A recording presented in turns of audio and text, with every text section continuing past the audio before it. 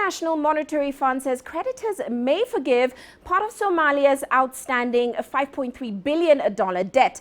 Now, this is, however, contingent on the nation taking concrete steps towards reforming its economy and improving governance. An arrears-clearance plan, a new currency, an effective monetary policy, and a solid track record on good governance may lead to fresh funding. Now, the IMF is backing the reintroduction of new Somali shilling notes that may come into circulation this year alongside the dollar.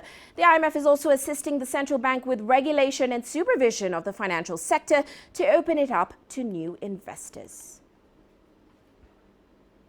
Well, Abdulaziz Bello now joins us in Mogadishu with more insight into this. Abdulaziz, welcome to the show. Now, we know the IMF is pretty clear it needs to see economic reforms, better governance in Somalia. So has the new president, Farmajo, revealed his economic plan just yet for the country? And of course, do they include these reforms?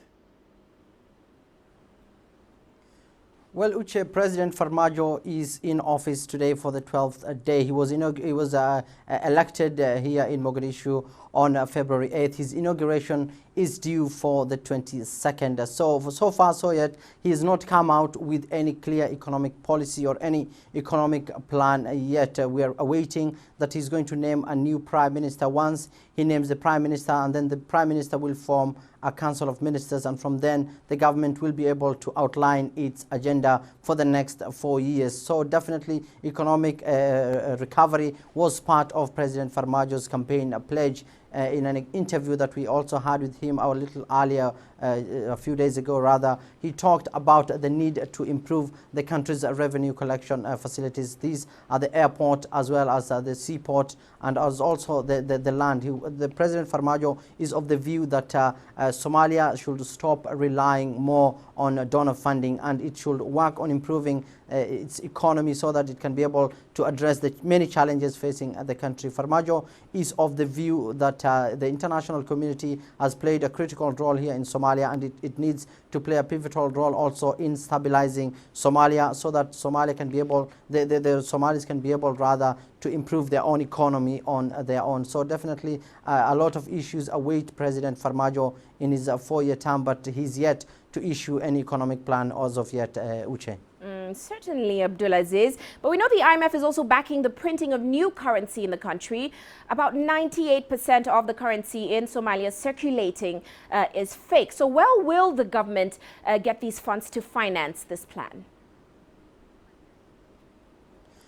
Well, the Somali Central Bank governor in early 2016 announced that the government then, under the former president Hassan Sheikh Mohamud, had plans to restart printing Somali shilling, but that plan didn't take place. And before the election of President Farmajo, the current governor rather of the central bank announced that the government was now ready to start this process. It's saying that it needs an estimated $60 million so that it can be able to start printing the new currency. And as you've said, the most of the currency here in the capital and across the country is fake, is worn out, and is also torn and in bad shape. The government here, mostly the government and also the business sector, they use the dollar more than the Somali shilling. So definitely a big challenge for authorities here, but the governor was of the view that the international community will play an important role in printing of the Somali currency and be able to provide authorities here with a proper economic system so that they can be able to check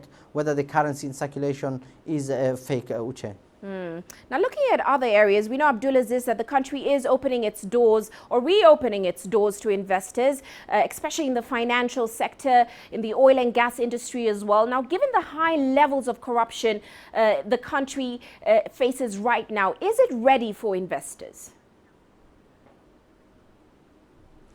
Well, many experts here are of the view that Somalia at this critical time with the new president, there's so much optimism here in the country, so much optimism after the election of President Mohamed Abdullahi Farmajo. He was a former prime minister from 2010 to 2011, and since then many people here see him as a man who can lead this country in the right path. So the country right now, recently it hosted its first ever award ceremony. It's called Saba, the Somali Annual Business Awards, where foreign companies and foreign investors came to that award ceremony to witness some of the local companies that were being awarded for the exemplary work that they've done here in Somalia. But you're right, corruption is a major challenge here in Somalia, and it's one of the things President Farmajo, in his acceptance speech after his election, pledged to tackle the rampant corruption here that has affected Somalia. He's saying that that will be a key issue for his administration. But